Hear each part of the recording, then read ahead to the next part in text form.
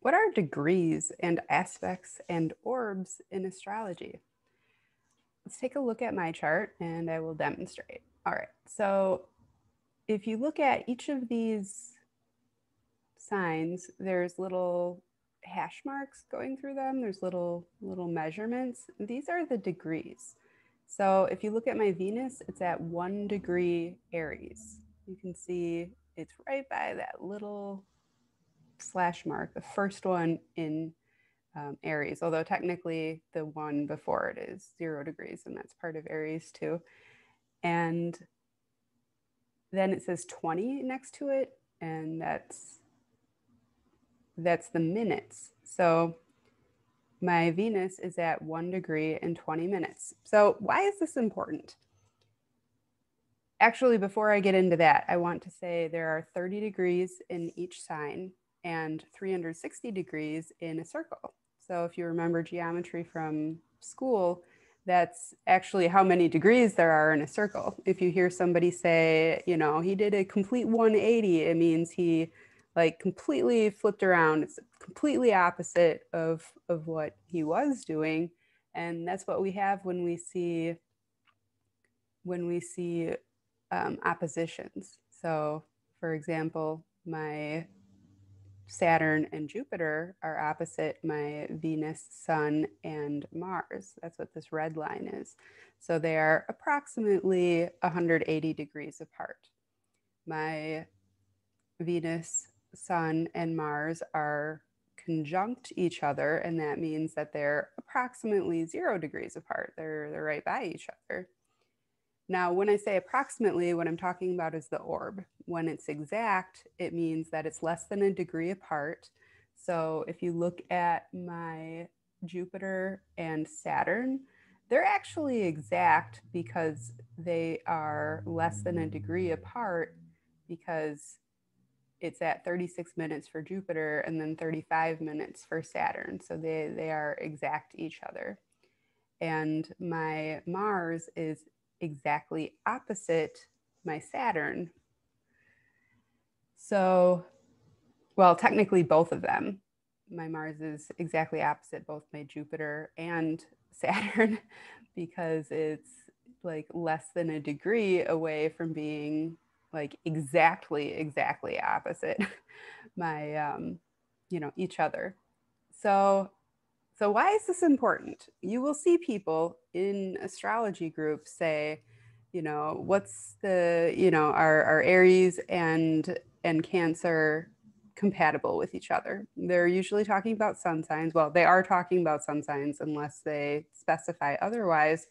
But the thing is, just because signs are, just because somebody has a placement in a sign that would naturally be square or 90 degrees from, whatever the other placement is, doesn't mean they're actually square. And there's some examples of that in my chart.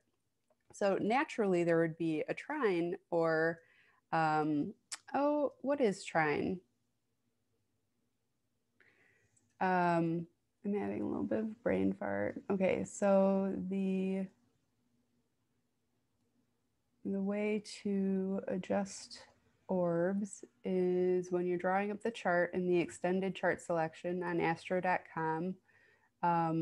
You can actually say, like, I want to see all of the aspects. I want like even ones that are a little bit further away from each other.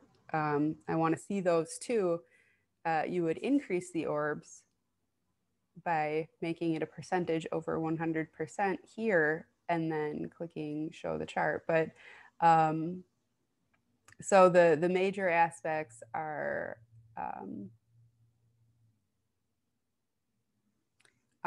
conjunction 0 degrees and opposition 180, square 90. We already got into all of that.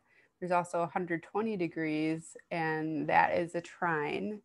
And there's also 60 degrees, which is a sextile. So I have a different video about aspects, so I'm not going to get too much into that. But when you click on this and look at my chart, you can see now all of a sudden there are aspects that weren't there before because I increased the orb. So I made it so it draws aspect lines even if they're a little bit further from each other. And wow, look at how my Chiron lights up if I increase the orbs. It's square my nodes, it's opposite my moon, it's opposite my midheaven. So that's something that you can do sometimes. Or you could also say, I just want to see the ones that are really close, because the closer the aspect is to exact, the more impactful it's going to be.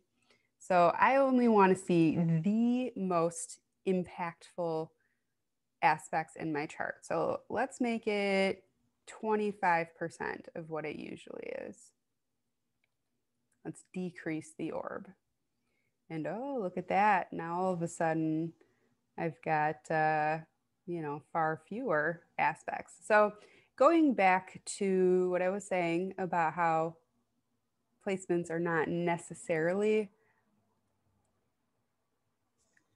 square each other just because they're in signs that square each other.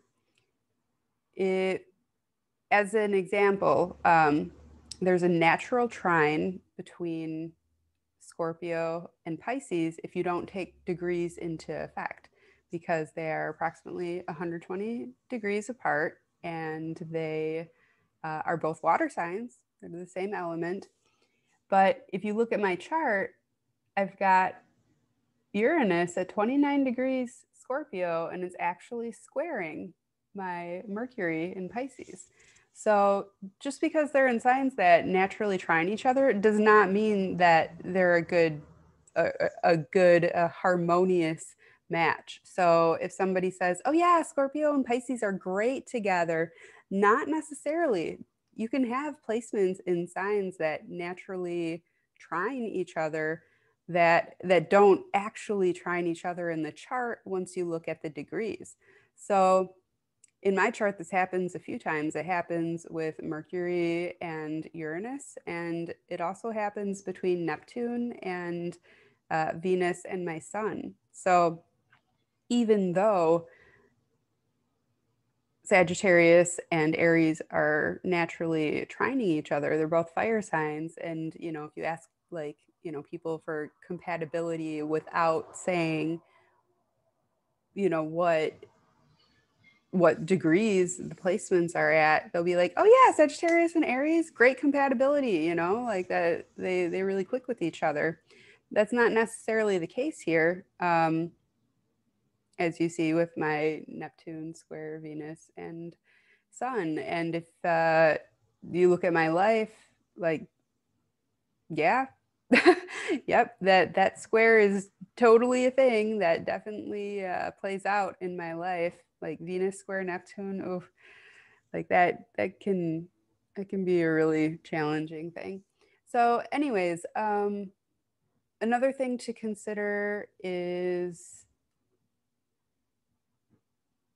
let's see here. Oh, here's an example. So naturally there is an inconjunction between Scorpio and Aries, which is what these dotted green lines are. That's how they show up on astro.com.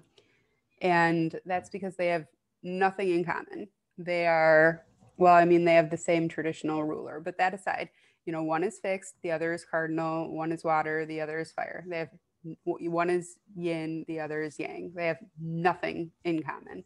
However, I actually have a trine from my Scorpio placements to my Aries placements. And let me tell you, that can be an adventure.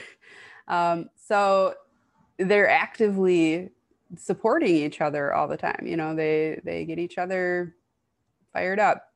So it's important to know what degrees are. So if somebody says, is a Libra moon compatible with a Gemini moon? Well, maybe. Are they trying? Maybe there aren't aspects between them. Like if you look at my Pluto, it's in Libra, which is usually opposite Aries, if you just look at the signs, but it's not, there aren't any aspects to my Aries placements because these are at one 4 and 6 degrees, and I'm at 23 degrees with this Pluto. So they don't actually oppose each other. They're not actually opposite. So that's what I'm talking about when I talk about degrees and orbs and aspects. Thank you for watching.